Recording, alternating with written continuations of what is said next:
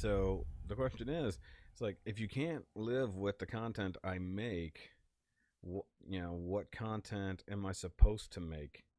How am I supposed to bend myself to something that you'll watch versus make something I enjoy doing? And this is like something that creators struggle with across the board.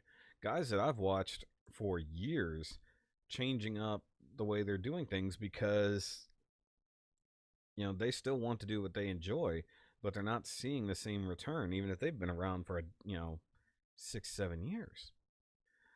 So they started changing things up, and that's one thing I started doing. I started changing things up, altering the way I was doing some stuff, showing off different things, or eliminating things that weren't getting views. If I eliminated all the things that aren't getting past a certain amount of views, I would have almost no content right now. And that's a scary thought. So anything that was getting less than a couple hundred views, I started paring down, man. The honestly, Eric, the showcases were getting less and less views the more I did them. One thing that I've noticed is that people seem to not care at all about customs.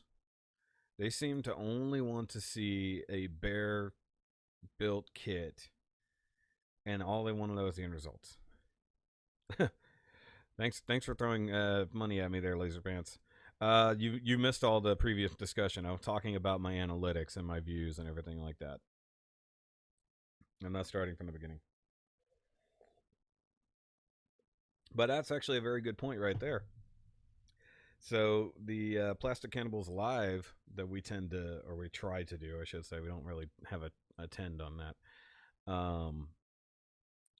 That's something I enjoy doing. It's a podcast. When we get around to doing it, it's fun to sit there and talk with my buddies about the things that we collect and the nerdy stuff that we enjoy. And then it gets 100 views. Most people watching only for about 8 minutes, maybe 9 minutes. So I guess it's this genre that has really hurting things. And so I'm really considering getting out of the reviewing game because that seems to be the problem. You get stuck in this thought that a review needs to be this tiny little window of a thing. But for me, it's not this, it's this. There's more to looking at something than just the face value. But if all you're concerned with is the face value, then go look at reviews. Then just go look at the pictures of the item and the description below it whenever you go to buy something, because that's all you seem to be concerned with. And that's just being straight up honest. It's like if you don't really want to know in depth the things you need to know about this kit, then what's the point? Or this figure, say it's one of my Transformers reviews. And I get you cut out transformations at times and stuff like that. Sure, that's fine. But, otherwise it's beginning to become more and more pointless on this side. And it's not just me talking, it's several reviewers that I do know that are all feeling it's really getting to the point that with the very niche market that people seem to come to them for, and it being such a tiny window of the things that they're interested in and want to talk about, they don't want to spend a giant amount of time on the one niche. They want to spend more time on the everything that they love in general. So that you really got to consider that. Consider the creators a little bit more than you consider yourself. Consider the time and effort that creators are putting into their videos, if they're actually putting in effort. Because obviously there's some people who don't. I'm not saying anything in particular, but there are the people who just throw up a super fast video just to get it out there and don't necessarily edit or anything like that. But if somebody has taken the time to put together a decent video with nice editing, good production value and stuff like that, give them their due. And if you don't care about most of their content, then maybe you need to go somewhere else. That's just being honest. Give them a chance. And if you support your creators by watching almost everything they do, regardless of what it is, because you enjoy that creator, not necessarily the thing that they're talking about, then that's what matters more. You know, it's like that's what I look at. You know, and I see my other friends who have baby channels at this point, and I kind of want to tell them to quit because it doesn't matter. It's like the effort that they put in isn't going to pay off. If you didn't start 3 years ago, 4 or 5 years ago, when it really was kicking off, then honestly, you're not going to matter much to anybody, and that's where I'm stuck right now, the middle of being nobody. You know, so it's like, why do I want to continue doing this if nothing new I do matters?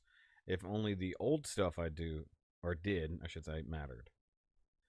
So it's like, what is the future for this channel? Because right now, I don't see it as having one. You know, I was in the middle of planning out Double October this year, and honestly feel like you guys aren't going to give a shit. That the effort I'm going to put into it is never going to get paid off. And I don't necessarily mean monetarily, because it comes down to the community payoff. It comes down to the engagement, the viewership, the communication, things like that. Getting some money for it is always nice, but the end run is far more than that. You know, the actual satisfaction of putting out something that other people care about, not just you, and people want to talk about. People want to talk with you about it rather than just critique you on how you talked about it. Does that make sense? So, what I'm saying is, if you give a shit about this channel, then show it.